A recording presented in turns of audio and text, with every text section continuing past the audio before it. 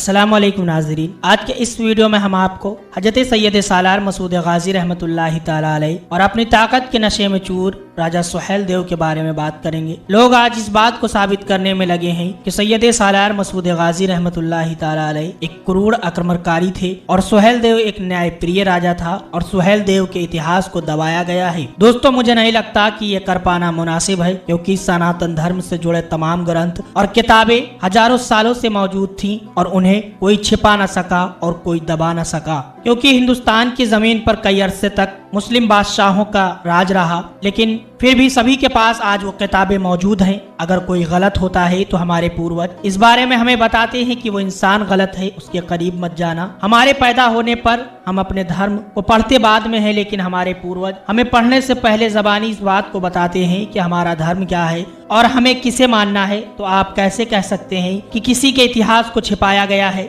इतिहास कभी छिपता नहीं, वो अपने आप बाहर आ जाता है, क्योंकि सालार गाजी की दरगाह पर सबसे पहले फैज पाने वाला शख्स भी हिंदू था और उनकी बारगाह में हजारों की तादाद हिंदुओं की होती थी और होती है, क्योंकि आपने मजलूमों और जुल्म के सताए हुए लोगों की लड़ाई लड़ी थी, आपने इंसानियत की लड़ाई लड़ी थी, आपने बेकसों और दर्दमंदों की लड़ाई लड़ी थी। आपके खिलाफ बड़े बड़े फितने कभी अपनों ने तो कभी गैरों ने खड़े किए, लेकिन आपकी अजमत और बढ़ती ही जा रही है, क्योंकि हयात रहते हुए आपने जुल्म के खिलाफ जंग लड़ी और वफात के बाद भी आपने दर्दमंदों, बेकसों, जरूरतमंदों की हाजत को पूरा किया है। मुस्लिम हो या गैर मुस्लिम, सबकी फरियाद इस दर्द पर सुनी जाती है। बस यही अजमत और फैज के दरिये को देखकर कुछ लोग आपसे रश्क करते हैं और आपके बारे में गलत बयानी करते हैं और लिखते हैं, लेकिन आपकी अजमत को तो अल्लाह ने बुलंद बाला किया है, इसलिए आपकी अजमत कभी कम नहीं हो सकती। सरतबा कदम हैबत अब्बास अलमदार, सूरज से आया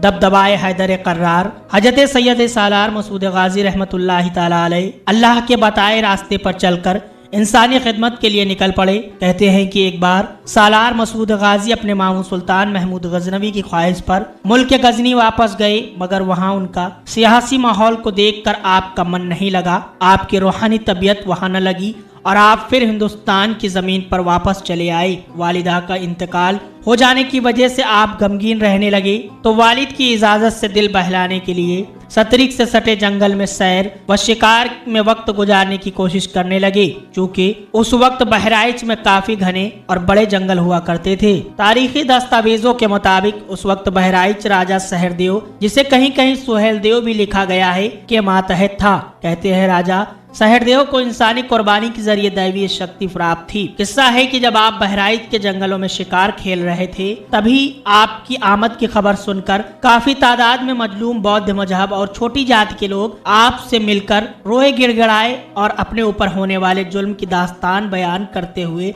आपसे मदद की गुहार लगाई, क्योंकि इन लोगों को पता था कि ये महमूद गजनी के भांजे हैं, जिन्होंने बहुत सी जंगों में फतह हासिल की है। आप ही उन लोगों की आखिरी उम्मीद का बाइस थे। इन लोगों ने आपसे अर्ज किया कि राजा सहरदेव अपनी ताकत बढ़ाने के लिए हर रोज हमारे मासूम नौजवान बच्चों की अपने देवताओं को खुश करने के लिए बलि चढ़ाता है। इस पर आपने राजा के पास इल्तिजा भेजी। अल्लाह ताला का फरमान है कि राजा अपनी आवाम की भलाई करता है और उसके सरपरस्त के मानिंद हैसियत रखता है। राजा प्रजा, अमीर, गरीब और मजलूम सभी ऊपर वाले की औलाद हैं, इसीलिए अपनी प्रजा के साथ ताकत के बिना पर राज करना सख्त गुनाह है। आप इनके साथ जुल्म करना बंद कर दें। आपकी इस नसीहत का राजा सहरदेव व उसके साथी राजाओं पर कोई असर नहीं हुआ। वह सब इकराए होकर आमादाए जंग हो गए। आपके साथ शिकार खेलने आए चंद साथी और इन राजाओं के जुल्म का शिकार आवाम ने मिलकर इंसानियत के नाम पर जुल्म के खिलाफ जमकर मुकाबला किया। सैयद सालार मसूद गाजी रहमतुल्लाहि ताला अलैह नौजवानी की उम्र में ही मजलूमों की मदद करने के लिए अल्लाह ताला के फरमान को पूरा करते हुए शहीद हो गए। इस फैसला कुन जंग में राजा सहरदेव और उसके साथी राजा भी मारे गए। जुल्म और जालिमों का खात्मा हुआ। जुल्म से आजाद आवाम अकीदत में आपकी मजार उसी जगह पर मनाकर जहां आपकी शहादत हुई थी खिदमत और देखभाल करने लगी। लोगों की खिदमत से खुश होकर हजरत सैयद सालार मसूद गाजी रहमतुल्लाहि ताला अलैह की दुआ से जासो नामी यादव, जो कि एक हिंदू था, की बांझ बीवी को अल्लाह ताला ने चांद सा बेटा अता फरमाया, जिसका नाम बाले रखा गया। आपके मजार शरीफ से इस पहली करामात की चर्चा चारों तरफ होने लगी। यही वजह है कि हिंदुस्तान की ये पहली दरगाह है जहाँ हमेशा मुख्तलिफ मजहब व मिल्लत के लोग बेमिसाल संगम और कौमी एकता की जीती जागती तस्वीर देखने को मिलती है।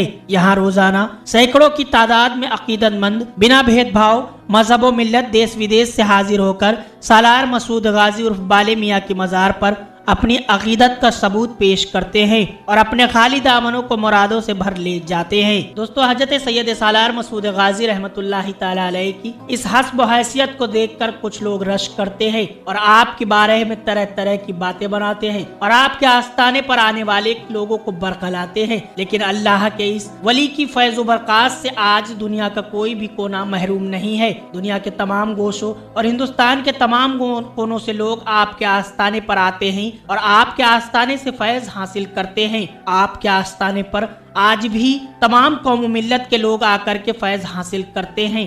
आपके आस्थाने पर एक बहुत बड़ा मेला लगता है जिसमें हिंदुस्तान के तमाम गोशों से आकर लोग आपके उस मेले में शिरकत करते हैं और अपनी ज़रूरियात के तमाम सामान उस मेले में हासिल करते हैं।